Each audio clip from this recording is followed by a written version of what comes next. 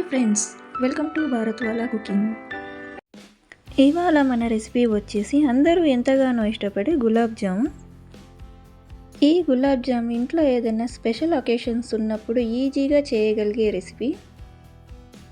ఈ gulab జామ్ని instant mix పౌడర్తో ఉండలు లేకుండా సాఫ్ట్గా చిన్న చిన్న టిప్స్తో ఎలా చేసుకోవాలో చూద్దాం.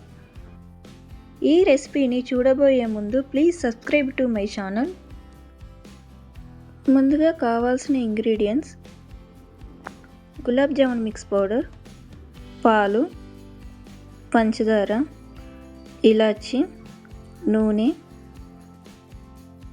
ముందుగా ఒక బౌల్ తీసుకొని అందులో గులాబ్ జామున్ మిక్స్ పౌడర్ వేసుకోవాలి.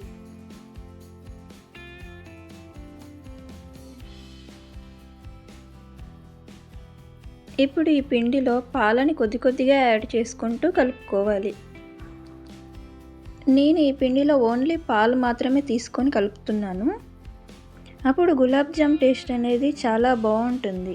ఈ గులాబ్ జామ్స్ అనేది సాఫ్ట్గా కూడా ఉంటాయి. ఈ పిండిలో ఇలా వీడియోలో చూపించిన విధంగా కొద్ది కొద్దిగా పాలు పోసుకుంటూ పిండి అంతటిని సాఫ్ట్గా కలుపుకోవాలి.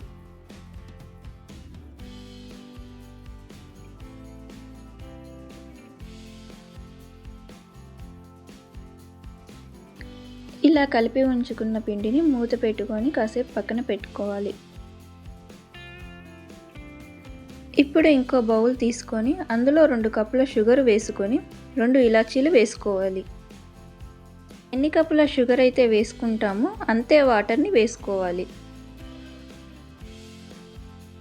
ఇప్పుడు స్టవ్ వెలిగించుకొని గిన్నెని స్టవ్ పై పెట్టుకొని షుగర్ అంతా మెల్ట్ అయ్యేంత వరకు కలుపుకుంటూ వేడి చేసుకోవాలి.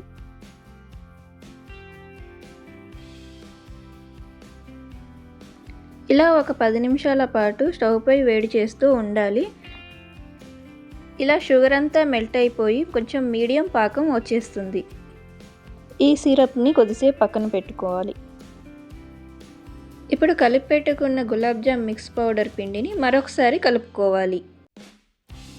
ఇప్పుడు ఈ పిండిని చిన్న చిన్న ఉండలుగా చేసుకోవాలి. మరీ పెద్దదిగా చేసుకోకూడదు. పెద్దగా చేసుకోవడం వల్ల లోపల అనేది సరిగా ఉడకదు. ఈ ఉండల్ని ఇలా ప్రెస్ చేస్తూ వీడియోలో చూపించిన విధంగా క్రాక్స్ లేకుండా చేసుకోవాలి. ఇలా పిండి మొత్తాన్ని చిన్న చిన్న ఉండలుగా చేసుకొని పక్కన పెట్టుకోవాలి. ఇప్పుడు స్టవ్ వెలిగించుకొని కళాయి తీసుకొని ఫ్రైకి సరిపడా ఆయిల్ పోసుకోవాలి.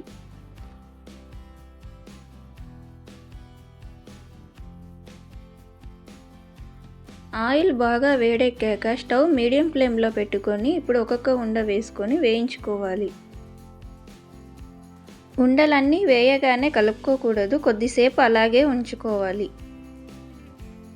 వెంటనే కలపడం వల్ల ఉండలో ఉన్న పిండి అంతా స్ప్లిట్ అయిపోయి క్రాక్స్ వస్తాయి. ఇలా వీడియోలో చూపించిన విధంగా స్లోగా డిప్ చేసుకుంటూ కలుపుకోవాలి. ఈ ఉండలన్నిటిని స్టవ్ సిమ్లో పెట్టుకొని మాత్రమే వేయించుకోవాలి. ఇలా సిమ్లో పెట్టి ఫ్రై చేసుకోవడం వల్ల ఈ ఉండల్లో ఉండే పిండి అనేది లోపల వరకు కూడా బాగా కుక్ అవుతుంది. ఇలా ఈ ఉండలన్నిటిని మంచి కలర్ వచ్చేంత వరకు ఫ్రై చేసుకుంటూ ఉండాలి. స్టవ్ సిమ్లో పెట్టుకున్నాం కాబట్టి ఒక 10 మినిట్స్ వరకు ఫ్రై చేసుకోవచ్చు. ఇలా ఈ చిన్న చిన్న టిప్స్ ఫాలో అవుతూ గులాబ్ జామ్స్ అనేది పర్ఫెక్ట్గా చేసుకోవచ్చు. ఇలా చేయడం వల్ల గులాబ్ జామ్స్ అనేది క్రాక్స్ లేకుండా పైన లేయర్ కూడా చాలా సాఫ్ట్గా బాగుంటుంది.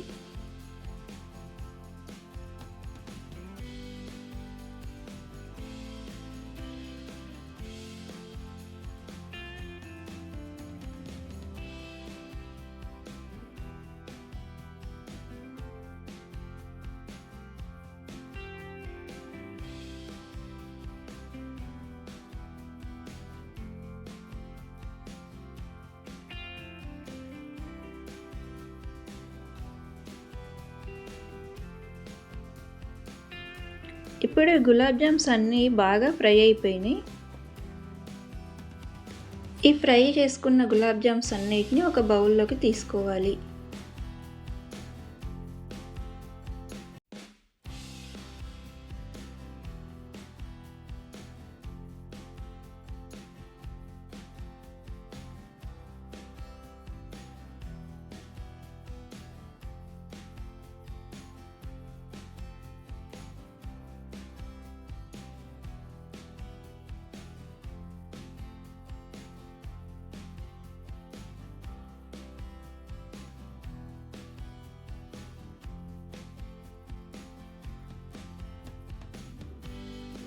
ఇప్పుడు ఇందాక తయారు చేసుకున్న షుగర్ పాకంని తీసుకోవాలి.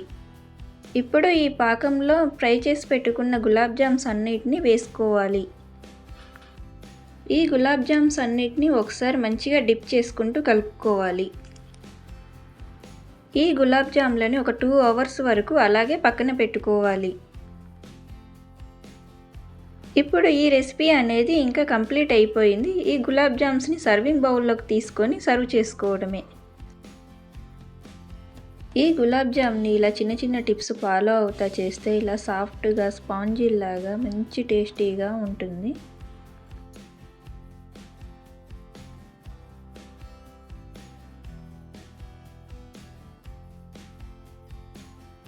ఈ రెసిపీ కనుక మీకు నచ్చినట్లయితే please like, share and comment.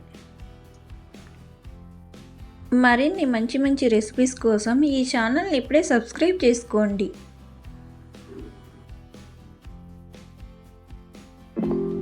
Thanks for watching. Please subscribe.